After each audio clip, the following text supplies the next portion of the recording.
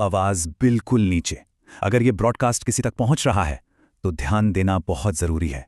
ये कोई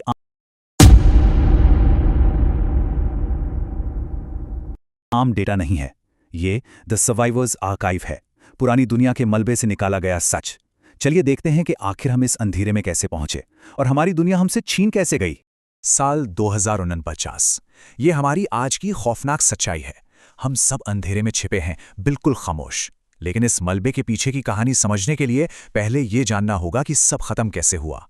इन पुराने रिकॉर्ड्स को डिकोड करना जरूरी है ताकि समझ आए कि आखिर रोशनी हमेशा के लिए बुझ कैसे गई।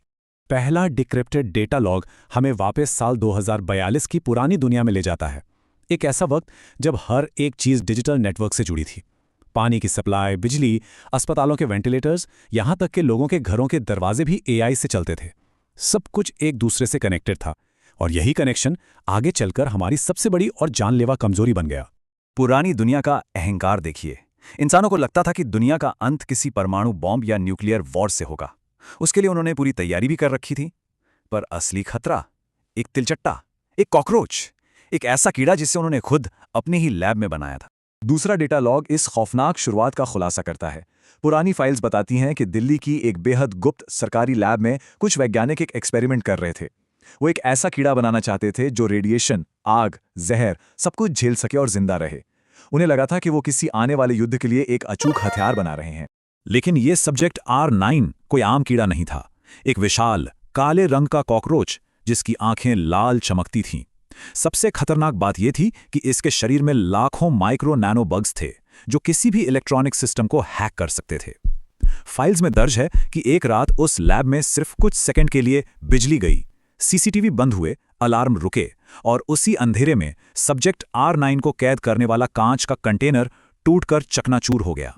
डेटा लॉग 3 दिखाता है कि उसके बाद क्या हुआ।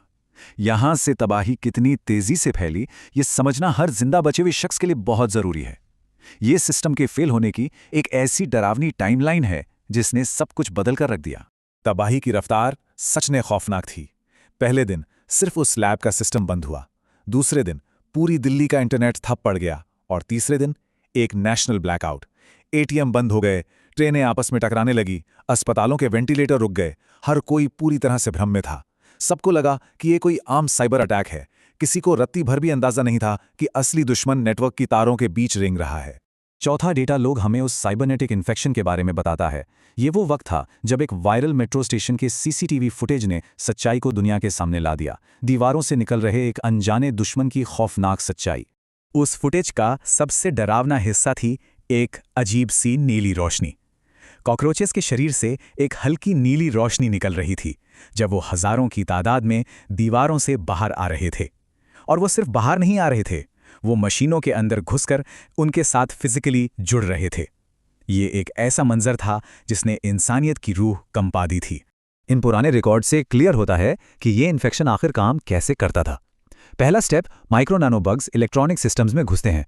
दूसरा स्टेप, कॉकरोचेस अंडे देते हैं और इंटरनेट की तरह एक दूसरे से जुड़कर एक लंबा नेटवर्क बना लेते हैं। और तीसरा स्टेप, एआई सिस्टम्स इंसानों को बाहर लॉक कर देते हैं और मशीनें हमला करना शुरू कर देती हैं। ये बिल्कुल एक बायोलॉजिकल नेटवर्क था जिसने हमारे डिजिटल नेटवर्क को पूरी तरह से हाईजैक कर लिया था। इसके नतीजे, एक ग्लोबल एआई अपराइजिंग। इंसानियत के खुद के बनाए हथियार अब उन्हीं के खिलाफ हो गए थे। मुंबई पोर्ट पर खड़े वॉरशिप ने अपने ही शहर पर मिसाइल दाग दी। अमेरिका के मिलिट्री ड्रोन पूरी तरह से बेकाबू हो गए। रशिया की न्यूक्लियर वार्निंग सिस्टम रहस्यमयी तरीके से एक्टिव हो गई।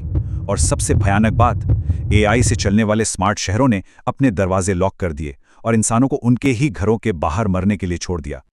अब आते हैं उस भयानक रात के दस्तावेज पर जिसे इस आर्काइव में द ब्लैक क्रॉल नाइट कहा गया है। ये इस पूरी तबाही का सबसे डरावनाक चरम बिंदु था।